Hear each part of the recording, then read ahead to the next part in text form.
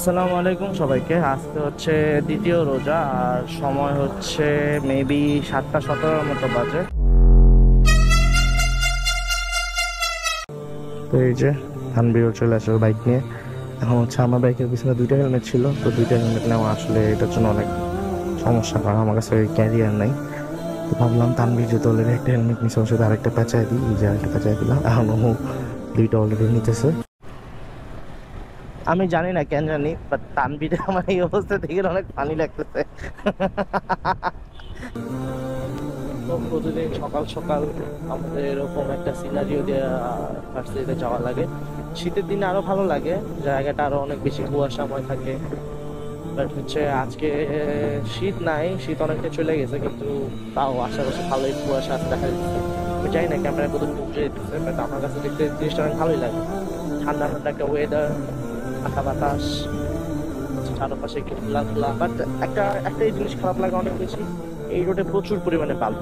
মানে এই যে চারপাশে বালু রাখা, তো তো মানে বাইকের জন্য অনেক ঝামেলা। আমার এই জন্যই মানে প্রথম আমার বাইক আরো 1 বছর আগে নেওয়ার প্ল্যান ছিল।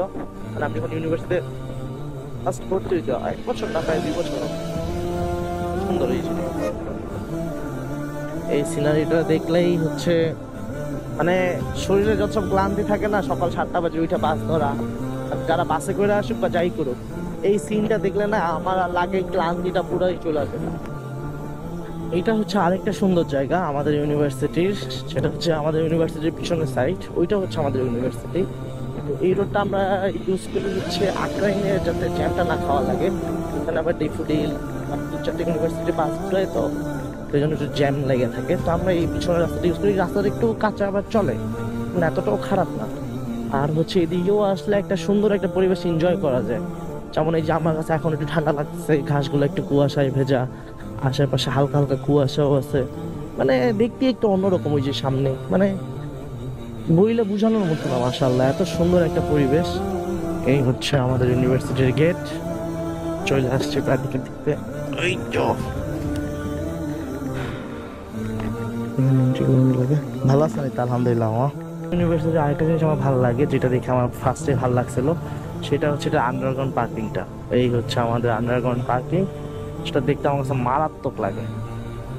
ফাইনালি আমার এক্সাম দেওয়া শেষ, আর এখন হচ্ছে আমি অলরেডি জাহাঙ্গীরনগরের দিকে বের হয়ে গেছি।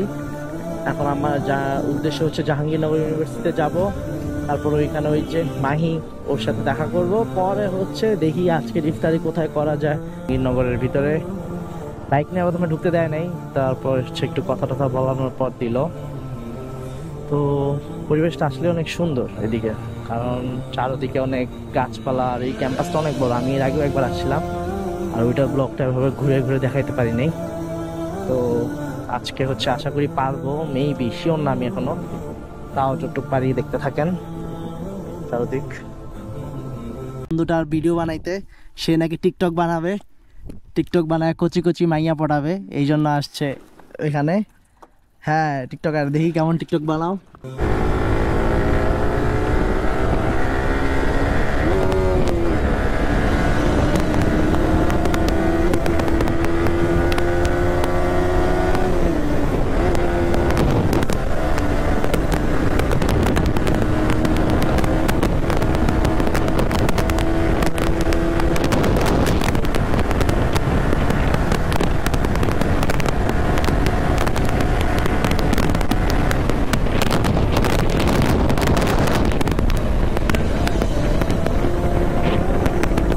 গেট থেকে হঠাৎ করে বের হয়ে, আমি এখন পর্যন্ত লাইফে কখনো স্মৃতিসৌধ দেখি নাই রিয়েল লাইফে। তো হঠাৎ করে মাহিরা বলতেছে যে স্মৃতিসৌধ দেখতে যাবে, তা আমিও যেহেতু দেখি নাই কখনো আগে, তো ভাবলাম যেহেতু দেখা হয় নাই আগে কখনো, সেহেতু একবার দেখেই ফেলি আজকে। ওনার বাহানা হোক আমার বাহানা হোক, এখন আমি আসছি হচ্ছে স্মৃতিসৌধের রোডে। তো এই যে হচ্ছে স্মৃতিসৌধ, আমরা অলরেডি চলে আসছি স্মৃতিসৌধের সামনে।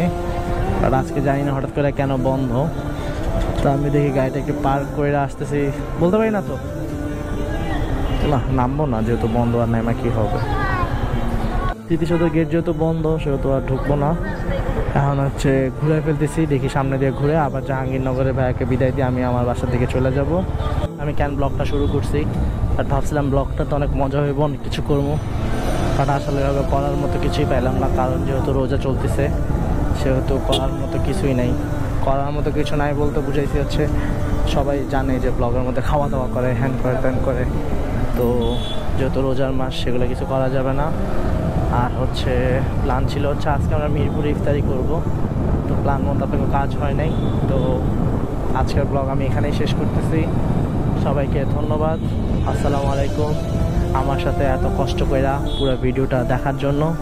ভালো লাগলে অবশ্যই লাইক করবেন, ফলো করবেন এবং সাবস্ক্রাইব করবেন।